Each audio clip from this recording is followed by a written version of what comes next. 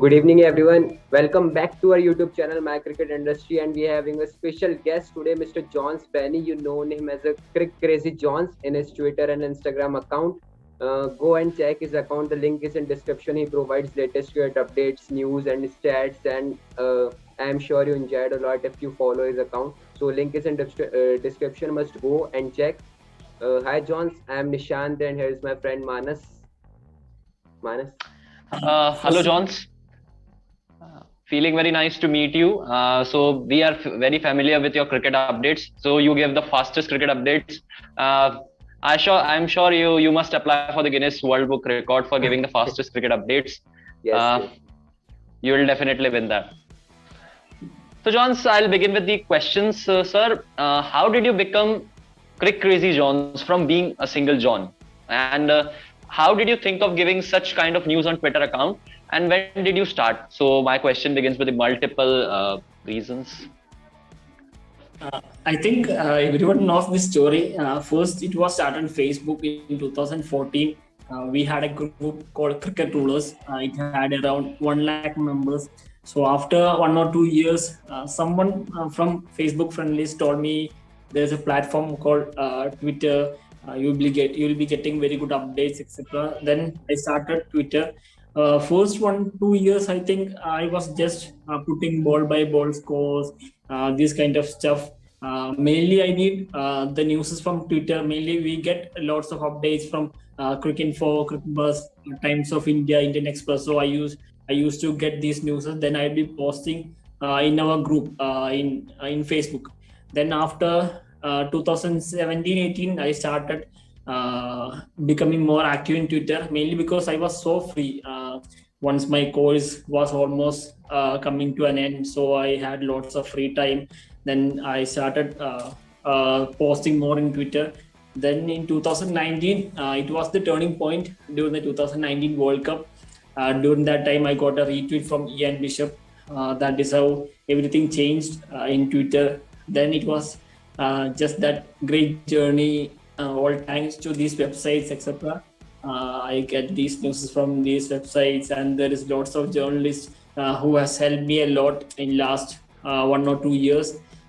They used to give me news when that news will come, especially those team lists, etc. BCCI, when they'll be putting those teams. Then there are lots of news which journalists used to get. So some of the journalists used to share that with me before 2 or 3 hours ago, before the public knows that. So that is, it has been a good relationship between journalists. Then I knew lots of cricketers through Twitter. Some of them used to DM. So that is how the journey is going now. And who would you consider your inspiration behind all this? There are a few people, as I said earlier, we started, not me, but there are a few other guys from different parts of India started that cricket group in Facebook. That was one of the inspiration.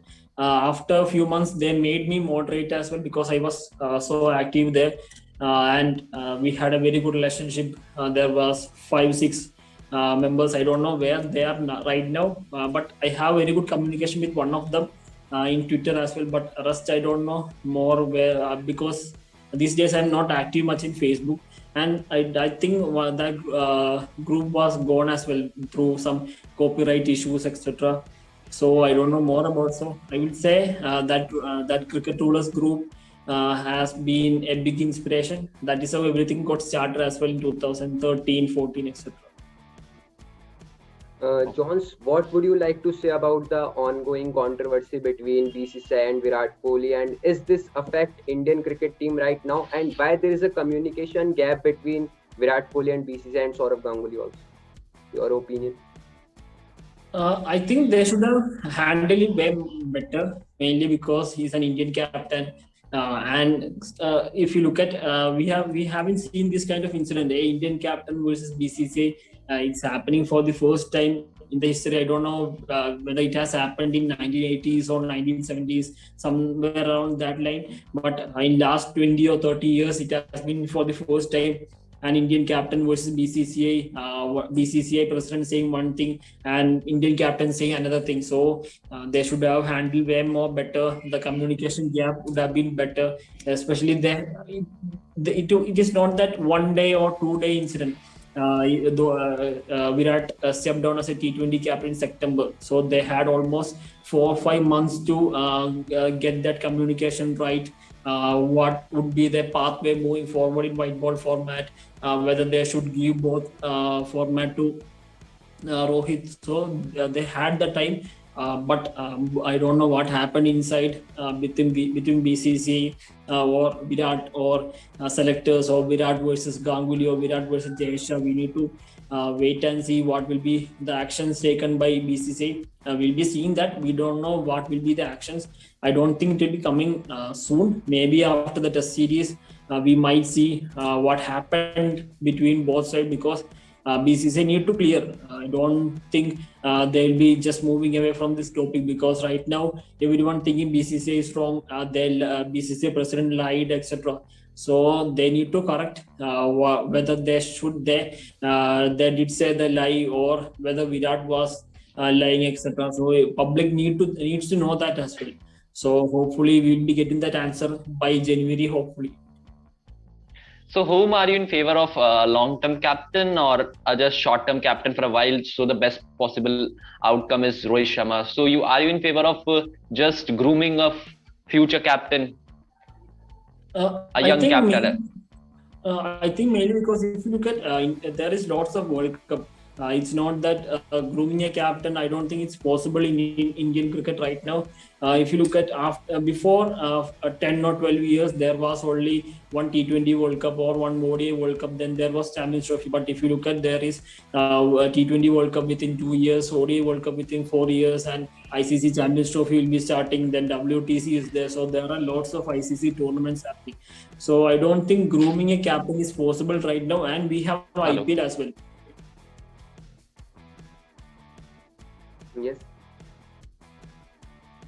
I'm audible? Yes, audible. Okay. If you look at, there is IPL as well, and most of the youngsters are captains. Like KL Daud is a captain. Iyer might be a captain of new franchisee or some of the teams. Then Rishabh Pant is a captain. Prithvi Shaw might be a captain in future. So there are lots of youngsters who can get the opportunity through IPL. So I think grooming a young captain should be done by through IPL. And if you look at, the World Cup is just 10 months away, so giving a youngster or some other guys won't be ideal. When you have a guy like Rohit Sharma, who has won 5 IPL titles, who has done well whenever Virat Kohli used to take rest. So I think it was a right decision to give Rohit a run as well, because he deserves what he has done for his Mumbai franchisee or for Indian cricket as well. He won that Asia Cup.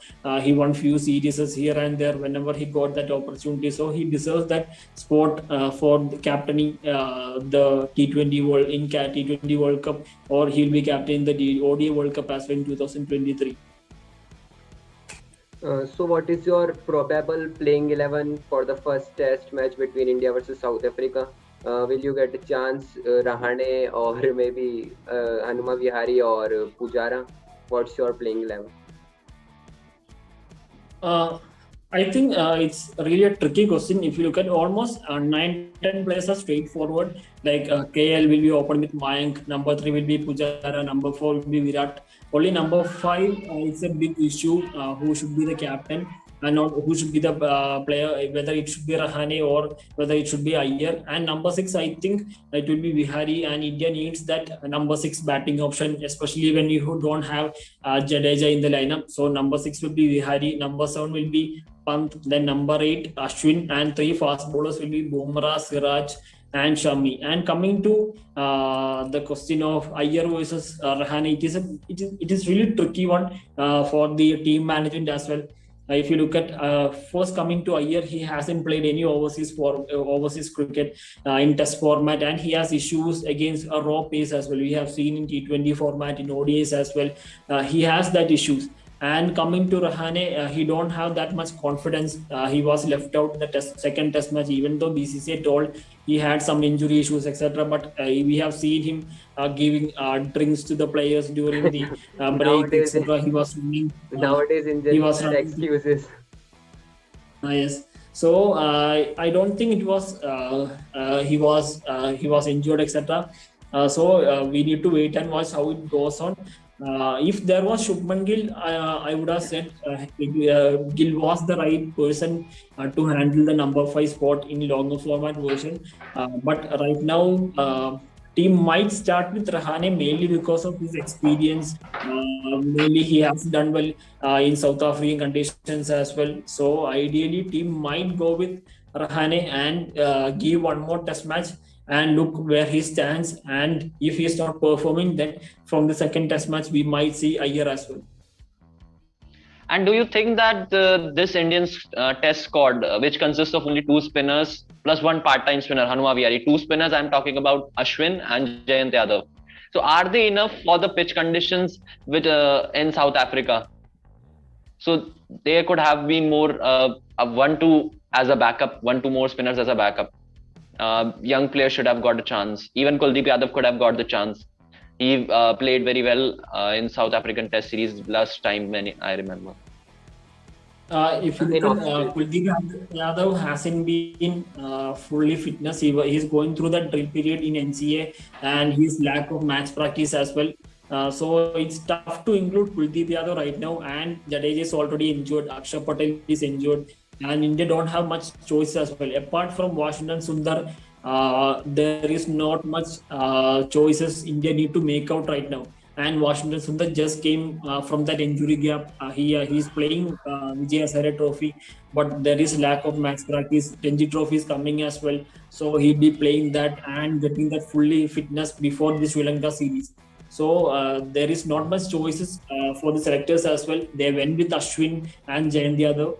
If you look at there are other few names as well, like Jarek Saxena is there or Shahbaz Nadeem is there, but in going to South Africa, there is lots of rain factor. So I don't think there is a need for 2 spinners right now. I don't think they'll be playing 2 spinners. Even in Johannesburg, we might see 4 fast bowlers as well. Three Bumrah, Siraj, and Shami plus Thakur. We might see that. Thakur batting at number 8. So I don't think we need that extra spinning option in South African conditions. Let's move on to the IPL challenges which IPL 2022 is going to face with the 10 teams with the addition of 2 new teams. If you look at, we might see very good players to the draft section in the 2 new teams. It's not like what happened with Pune Warriors and Kochi Tuskers Kerala in 2011. We will see better players in Lucknow or in Motera based franchisee. There will be KL Rahul, Lord, David Warner, then Rashid Khan is there, Hardik Pandey is there, Ishan Kishan is there, Shikhar Dhawan is there. So there are lots of very good players who has proven IPL players or proven international players. So there will be some challenges, but most of the challenges will be overcome through the drafts. And it's not like 2011. We have very good T20 players across the world.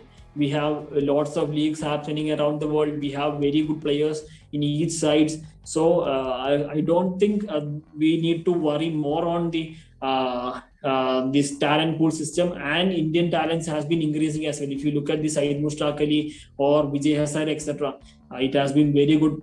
There are lots of talents coming through the ranks, and most of the and there is no RTM as well, which is very good system for the 2 new teams, which will be working on the favor. Because if you look at the 2018 or other mega auction, there is 2 RTMs available for most of the franchises, and the main franchises will be getting their very good players as well. So there is no RTM, which is more helpful for the 2 new teams. So I believe if they are doing their work or doing the analytical work, or if they have very good coaches, we will see a better. We might see few teams, these 2 new teams, better than most of the 8 teams which has been playing in IPL for last 12 or 13 years. And so, whom would you consider as drafts for the 2 teams? If you look at first, I think Your Lucknow-based possible franchise. drafts for the two new teams that are coming up. I think it will be for one team. It might be KL Rahul, Rashid Khan will be there. Then third will be, it's a really tough call. There are very good players. Ishan Kishan is there, UZ is there, Shikhar is there. So they might consider Ishan Kishan mainly because he's an youngster. He can bat anywhere in top four. So ideally, Lucknow franchisee might pick for KL Rahul, Rashid Khan, and Ishan Kishan. And Motera based franchisee, there is no news is coming right now, but we might see Warner there. Then we might see Iyer there. But there was news that Iyer might be going to auction, but still there are reports that Motera based franchisee might be getting Iyer, and he might be the captain as well. And number three, there are, as I said, there are lots of picks available. Like UC is there, Shikhar is there. Then not Johnny Besto, Shikhar, UC, Hardik is there. So it's really tough to tell which team will be picking, and there is a base price as well now. So these teams need to convince those players to get these amounts. Some of the players won't be happy as well. These 8 crores or these 7 crores, etc. We need to wait and watch. Most probably, we might see these names by January 1st week. And what's your possible picks for CSK, which going to target and mega auction? And we have our rivals also in this video. Manas is MI fan, and I am CSK fan. So what's your possible picks, Jones, for CSK? I think Ashwin will be coming to Chennai. It's almost 99%. I don't think CSK will be letting go Ashwin this time. He is almost 34, 35. It's almost coming to an end, or maybe after 2-3 years we might see the retirement of Ashwin, maybe 3 or 4 years. So this will be that final dance for Ashwin in IPL cricket as well. So CSK will be looking to get Ashwin. Then a few players I would like to see is Johnny Bairstow is one of the players, mainly because the way Bairstow played in last epoch edition for Sunrisers, and he can give that extra factor along with Ruturaj, who can play for the 20 overs, and Johnny Bairstow can go after the bowling from the first over. So Johnny Bairstow will be one pick. Then I need a raw pace, someone like Kishore Rabada or Loki Ferguson or Mark Wood, someone on that who can click that 145, 150 to have that impact. Whenever CSK used to lack that, even though CSK won in 2018 or 2021, CSK used to lack that raw pace somewhere around whenever they used to play Mumbai Indians, because Mumbai Indians has that heavy lower order. So you need to have that raw pace against teams like Mumbai, etc. So I would like to have anyone who has that raw pace. Then one of them I would be picking will be. It's tough to tell, but I need a middle order batter. Someone like it won't be easy to get Shah Rukh Khan, but we can dream anything now. So Shah Rukh Khan will be an ideal choice, but it will be tough to get Shah Rukh Khan the way he has been performing in Vijay Hazare, inside Mushtaq Ali, or he'll be getting that 8 crores on. If he is coming at the right time, we might see him getting that 8 crore or 9 crore easily in this mega auction. So if everything goes well for Shah Rukh Khan, I'll be more happy as well. I don't think CSK can get him due to this price. But the players I would like to see is Johnny Bairstow, then either one raw pace bowler, someone like Loki, Rabada, Mark Wood, etc. So these two guys I would like to see. Then Ashwin, that is almost, I think 99% CSK will be getting Ashwin. We can't predict anything, but CSK will go after for anything for Ashwin. Manas, your question. So what would you think for MI as well, Mumbai Indians as well? Because we are rivals and absolutely. Mumbai Indians, I think if you look at they let go Ishan Kishan, so they need a wicketkeeper batsman. I think the best choice will be Nicholas Pooran, because you can get he's a wicketkeeper. He can bat at number 3, number 4, number 5. He can give the flexibility, and he's a left-hander as well. So I don't. I think Mumbai Indians will be going for Nicholas Puran all the way. And as I said earlier, the overseas pacers, they'll be looking for either Pat Cummins or Rabada or some maybe Jofra Archer. Jofra Archer is impossible, but they might go for him as well in the auction. One raw pace bowler, then Nicholas Puran. Then I think they might go for someone like Sai Kishore as a spinner. They had Anil Roy earlier, then Kurnal Pandey was there. So almost Sai Kishore has that similar category. And even Mumbai Indians can go for Ravichandran Ashwin as well. Because Rohit has been a big fan of Ashwin. We have seen in latest interviews the way Rohit has been saying about Ashwin, etc. So Mumbai Indians might go for Nicholas Pura and Ravichandran Ashwin. And one thing I was asking that they might go for Shikhar Dhawan. So that Rohit Shikhar combo makes a huge. Yes, that is possible. I think better choice would be an overseas, not overseas, a batter who can go for that 145 strike rate or 150 strike rate. I think they might go for an overseas guy which if they are not getting Nicholas Puran in the auction, it's a tough call to make right now, but they might consider an overseas opener who can go after the bowling, almost similar to Johnny Bairstow or Jason Roy or someone like. Especially Jason Roy has improved his T20 batting, especially against spinners, which he had that issues over the years. But right now he has improved his game against spin as well. So what is the future prospects of some players like Kuldeep Yadav? Will he be able to get a chance in 11? Not right now, but later maybe in ODI team and T20. And because earlier Ravi Shastri was said that Kuldeep is our main spinner in overseas conditions in Test cricket. I think Kuldeep is really young. If you look at his age, is just 24, 25 something. So he has lots of 27. time left. 27. So he has lots of time left in his career, and he is going through rehab right now in NCA. So he'll be getting fully fit. I think he'll be playing that Ranji Trophy as well. He hasn't played any cricket in last few months. Mainly he was injured. He was ruled out of the IPL. Then he had lots of tough phases. So I'm really looking forward to see him in the Ranji Trophy. If he can perform really well, he can get that very good bid in the IPL. That will be a big confidence for him. So he has lots of years left. He just need to improve that pace variation in his bowling. If he can get that right, we can see that best of Kuldeep Yadav very soon as well. So last question. So any update on auction and the drafts seeking for the two teams? So latest updates on auction. So probable dates for that.